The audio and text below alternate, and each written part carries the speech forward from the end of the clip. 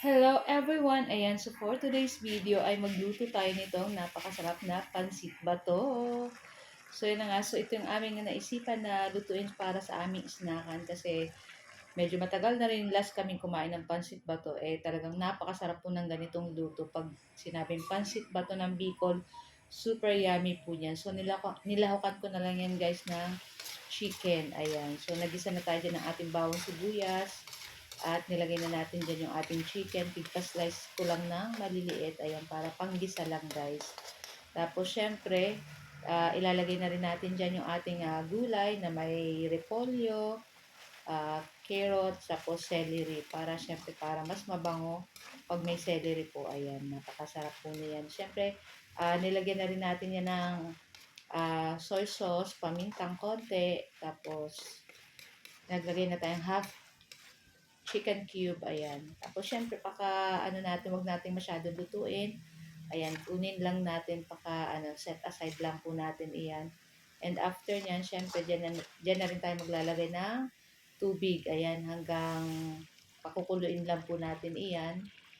Ayan, so maglagay tayo ng mga isang pitchil ng tubig. Tapos naglagay ulit tayo ng paminta, soy sauce. At naglagay rin po ako ng chicken cube, yung kalahati nung kanina.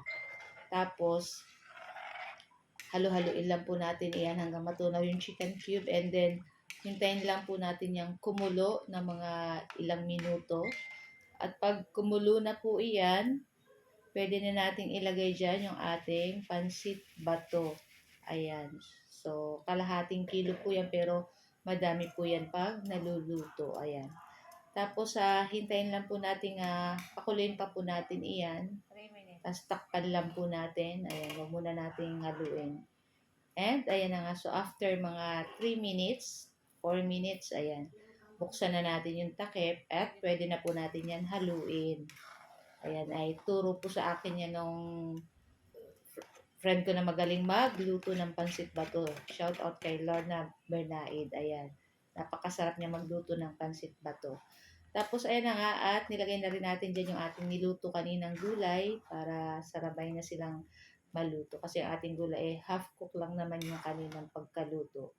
Ayan. So, hintayin pa po natin yung kumulo-kulo ng konti. And then, okay na rin po yan. Ako, napakasarap po niyan. Lagyan ng suka talaga. Super yummy. Siyempre, partner na rin natin yan ng sliced bread para mas masarap. So, kayo na pong bahala sa pork charot. So guys, ito lang po ang aming video today at sana po mag-enjoy tayo. Huwag niyo po sana kalimutan mag-like, comment at pa-share na rin po ng ating video. At sana po ay pa-follow na rin po ng aming page, pa-like, para palagi pong updated sa aming mga bagong video na i-upload. Thank you for watching! Ciao!